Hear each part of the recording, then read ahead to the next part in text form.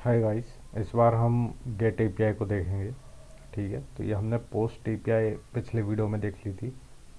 अब सबसे पहले मैं ये बनाना चाहता हूँ कि मैं ऑथर्स की अब तक जो भी बने उनकी लिस्ट ला सकूँ। ठीक है, तो इसके लिए हमारी जो ऑथर की एप्लीकेशन है उसमें यूआरएल लिस्ट में गए अपन और इसके व्यूज़ में।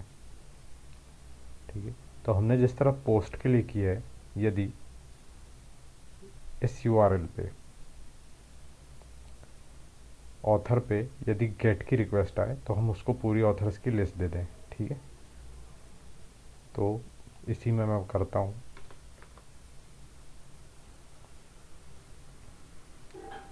एल रिक्वेस्ट डॉट मेथड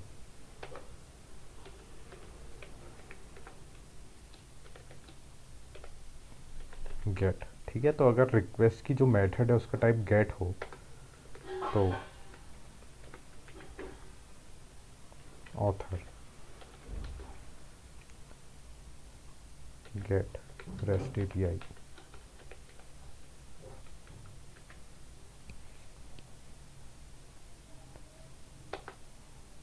तो क्या करेंगे, हम जितने भी ऑथर हैं उन सबके रिकॉर्ड हम रिस्पॉन्स में भेज देंगे।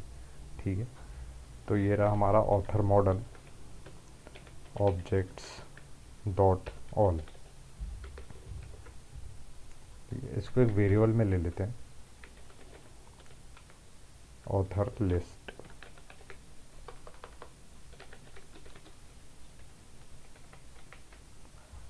ठीक है, अब ये पूरी लिस्ट जो है हमारे पास,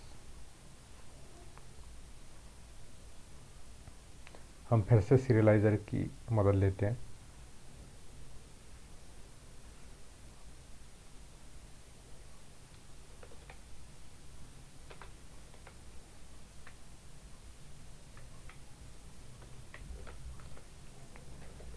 तो हमने पूरा ऑब्जेक्ट भेज दिया इसमें, और साथ में क्योंकि ये मल्टीपल रिकॉर्ड्स हैं तो हमें एक और पैरामीटर पास करना पड़ता है, मैन इक्वल टू ट्रू। ठीक है, अब हम देखते हैं यदि सीरियलाइज़र वैलिड है तो इफ सीरियलाइज़र इज़ वैलिड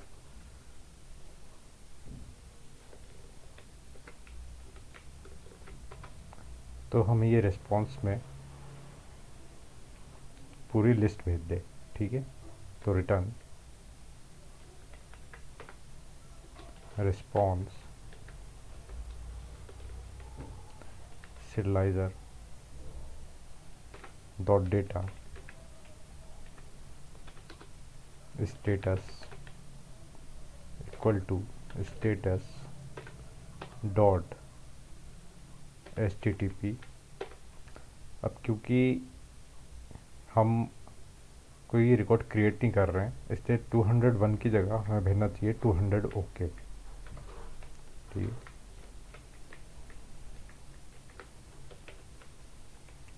तो ये स्टैंडर्ड HTTP स्टेटस है। जब भी किसी को हम REST API में रिक्वेस्ट करते हैं, हमें रिस्पॉन्स में यदि 200 आता है तो उसका मतलब है कि जो रिस्पॉन्स है वो सही आया, कोई हमारी रिक्वेस्ट में कोई एरर नहीं थी या कोई सर्वर पे कोई एरर नहीं थी।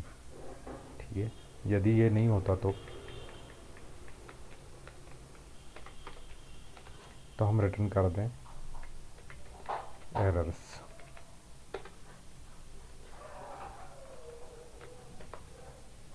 ओके, देखते हैं ये एपीआई सही बनी है कि नहीं।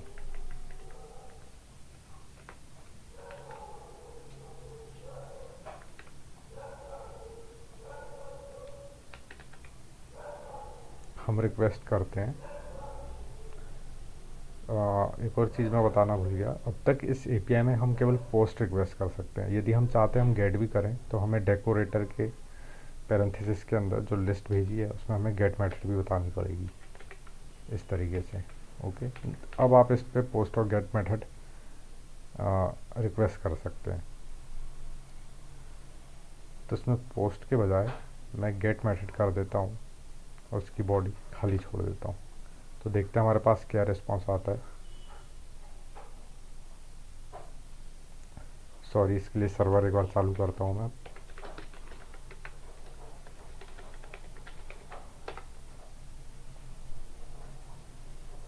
फिर से रिक्वेस्ट करते हैं, तो अभी एक एरर बता रहा है। ठीक है, तो ये कह रहा है कि इज़ वैलिड आप कॉल नहीं कर सकते जब तक आपने डेटा में कुछ पास ना किया हो। ठीक है, तो देखते हैं लॉजिक के हिसाब से। इस वैलिड में तब चेक करता हूँ जब मुझे देखना है कि मैंने सिलाइज़र में जो डेटा है वो सही दिया है कि नहीं। मगर ये डेटा सही होगा क्योंकि मैंने ये रिकॉर्ड निकाले हुए हैं, वो मॉडल से निकाले हुए हैं।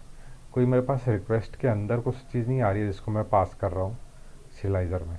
ठीक है, तो इसलिए ये करने का जो सही मेथड है वो होगी बिना हम देखें कि वो वैलिड है कि नहीं।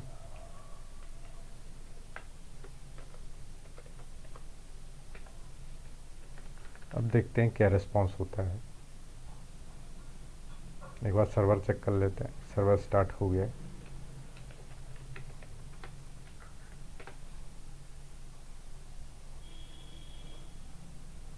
तो ये देखिए, इसका रिस्पॉन्स आया और इसने हमें लिस्ट दे दी। ठीक है, जितने भी अब तक हमारे ऑथर बने हुए हैं।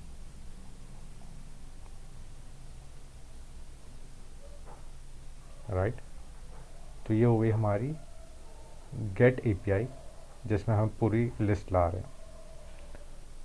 अगर हम अपनी एपीआई देखें तो अब तक हमने ये कंप्लीट कर ली है और ऑथर की लिस्ट कर ली है। ठीक है, अब हमें देखना है कि हम किसी सिंगल ऑथर को फेच कर सकें। ठीक है, तो यदि यूआरएल में केवल ऑथर लिखा रहता है और रिक्वेस्ट पोस्ट होती है तो क्रिएट एपीआई होगी वो। ऑथर लिखा रहता है और गेट होती है मेथड तो हम पूरी लिस्ट देंगे। और यदि ऑथर के बाद स्लैश करके आईडी लिखा हुआ रहता है तो हम एक सिंगल ऑथर देंगे। ठीक है, तो इसके लिए हमें नई एपीआई क्रिएट करनी पड़ेगी। तो इसके लिए मैं यूआरएल में जाता हूँ और यहाँ पे एक नया पाथ ऐड करता हूँ जिसमें ऑथर के बाद, जैसे कि अगर ऑथर होता है तो ऑथर की यूआरएल में जाए और यूआरएल में जाने के बाद यदि ऑथर के बाद स्लैश आईडी रहता है तो वो एक नई एपीआई में जाए। उस एपीआई का नाम हम रखेंगे ऑथर डिटेल। ठीक है, ऑथर डिटेल पाथ। अब यहाँ पे उसकी आईडी रहेगी। ठीक है,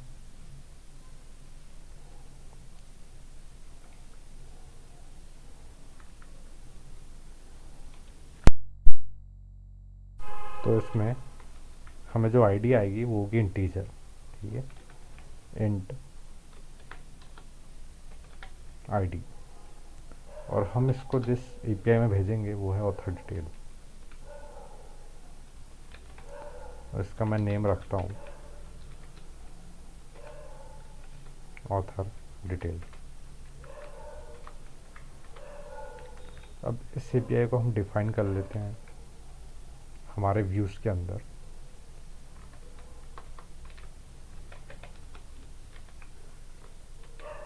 इसमें रिक्वेस्ट आएगी हमारे पास और साथ में आईडी आएगी। ओके, और एपीआई व्यू, और इसमें हम मेथड जिसको करना चाहते हैं वो गेट।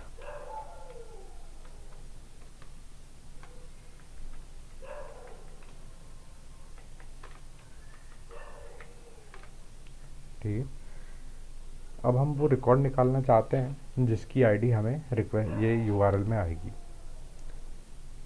तो उसको निकालने का तरीका है ऑथर ऑब्जेक्ट्स डॉट गेट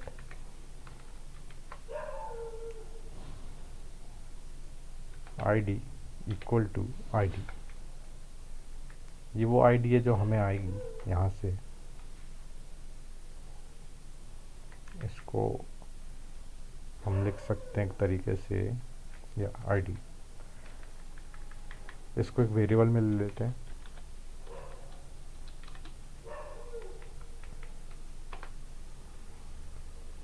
ठीक है, अब सीरियलाइज़र का यूज़ करते हैं,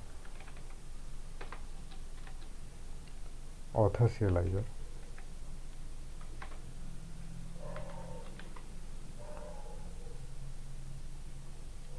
अब इसमें हमें केवल सिंगल देने की ज़रूरत है, ऑथर। अब हम इसमें मैनी ट्रू नहीं देंगे, मैनी इक्वल टू ट्रू, क्योंकि ये मल्टीपल ऑब्जेक्ट्स नहीं है, ठीक है। और हम इसको रिटर्न करवा देते हैं यहाँ से।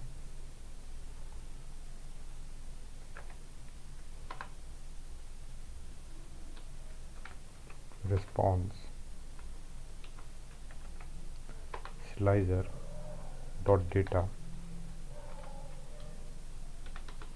Status dot HTTP 200 okay. एक बार इसको हम टेस्ट करके देखते हैं। किसी भी आईडी को उठा लेते हैं, जैसे ये आईडी अगर मैं 4 दूंगा तो मेरे को प्रकाश का रिकॉर्ड मिलना चाहिए, ओके।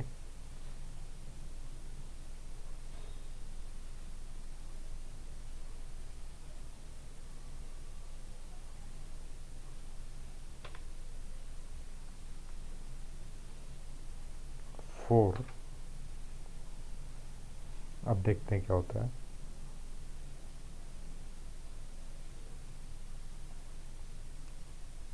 एरर बता रही है, तो देखते हैं।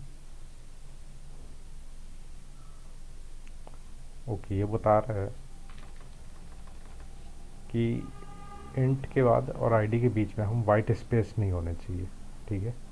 तो देखते हैं एक बार इसके यूआरएल में जाके, इन दोनों के बीच का स्पेस हटाते हैं हम, सेव करते हैं, हमारे सर्वर को दोबारा से स्टार्ट करते हैं,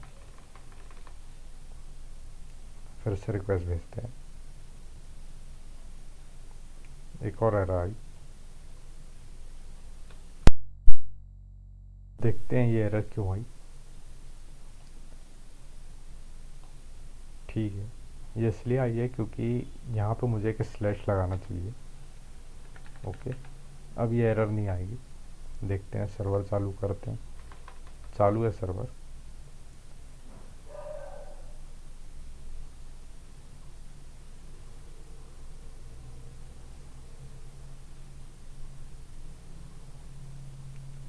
ठीक है, इसने हमें देखिए यहाँ वार्निंग भी दी है कि यदि जहाँ पे भी हमने इंक्लूड का यूज़ किया है तो उसमें ये इंश्योर करें कि आखिरी में स्लैश लगा हुआ हो। तो एक बार हम ये इंक्लूड भी अपना चेक कर लेते हैं। यहाँ पे इंक्लूड में यहाँ पे स्लैश है, मगर यहाँ पे नहीं है, तो यहाँ पे हम स्लैश लगा देते हैं, तो फिर यहाँ पे लगाने की ज़रूरत नहीं पड़ेगी, ठीक है। अब देखते हैं कैसा होता है। ये देखिए वार्निंग चलेगी यहाँ से। अब एक बार अपन इसमें रिक्वेस्ट करके देखते हैं। तो ये देखिए, जिसकी भी 4 आईडी थी उसका रिकॉर्ड मिल गया हमें। ऐसे ही यहाँ पे आईडी चेंज करते हैं। ये देखिए हमें रिस्पांस दे रहा है ये, ठीक है। मगर अभी भी ये क्या है, हमारी एप्लीकेशन रोबस्ट नहीं है। अगर मैं यहाँ पे ऐसी आईडी देता हूँ जो डेटाबेस में नहीं है तो कोड एरर दे देगा। ये देखिए, ये एरर भी दे रहा है कि ऑथर डज नॉट एग्जिस्ट, ठीक है, यानी इस आईडी का रिकॉर्ड हमारे पास नहीं है।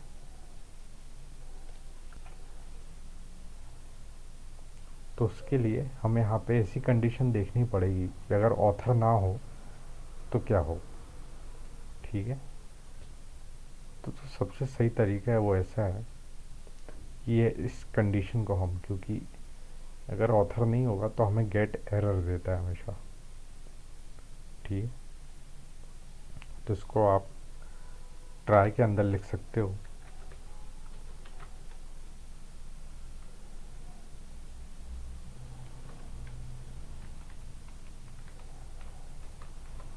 और एक्सेप्ट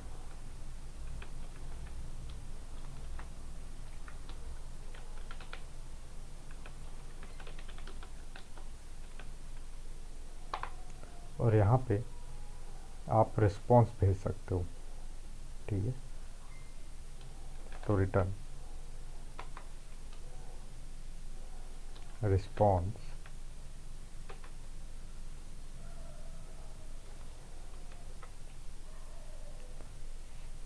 मैसेज आप भेज सकते हो कि ऑथर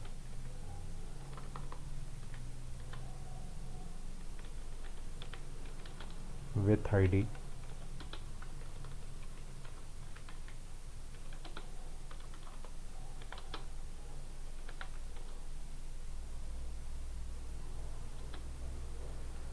डज नॉट एग्जिस्ट। साथ में इसकी स्टेटस भेज दो आप।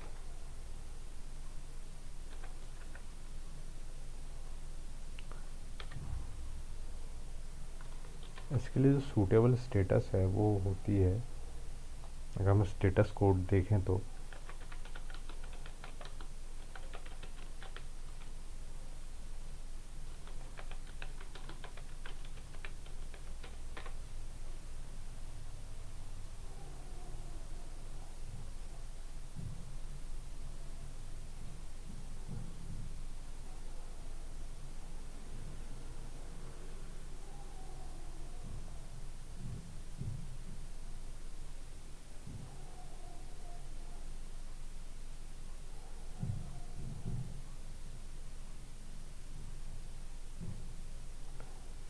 404 नॉट फाउंड। ओके, या तो हम देख सकते हैं और कोई रिक्वेस्ट हो तो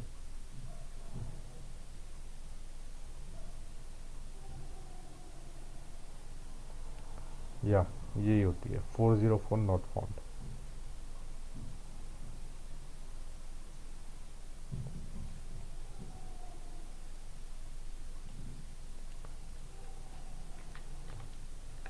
ओके,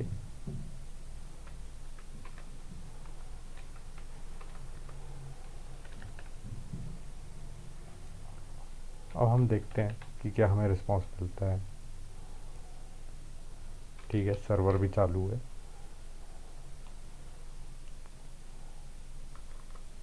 फोर आईडी के लिए रिस्पांस आ गया। अब देखते हैं 18 आईडी के लिए क्या आता है। ये हमारे रिकॉर्ड में नहीं है, अभी भी कुछ एरर आई है। ओके ओके,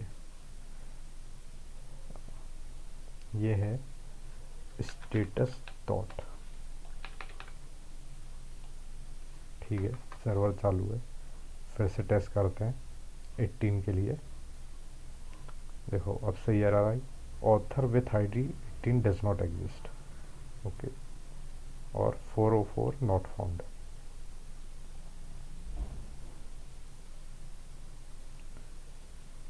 तो ये हमने देखा कि अगर हमें जब सिंगल रिकॉर्ड एक्सेस करना है तो उसके लिए हम उसको किस तरीके से करते हैं, और यदि हमें लिस्ट ऑफ रिकॉर्ड एक्सेस करने हैं तो उसको किस तरीके से करते हैं। ठीक है, तो अगले वीडियो में हम देखेंगे अगली मेथड जो कि है पुट। तो किसी आईडी के लिए हमें यदि किसी रिसोर्स को अपडेट करना पड़े तो उसको कैसे करते हैं। ठीक है, जो ऊपर की तीन ये एपीआई हम कवर कर चुके हैं। अब अगले वीडियो में हम करेंगे पुट। ठीक है गाइस, मिलते हैं अगले लेक्चर में। बाय।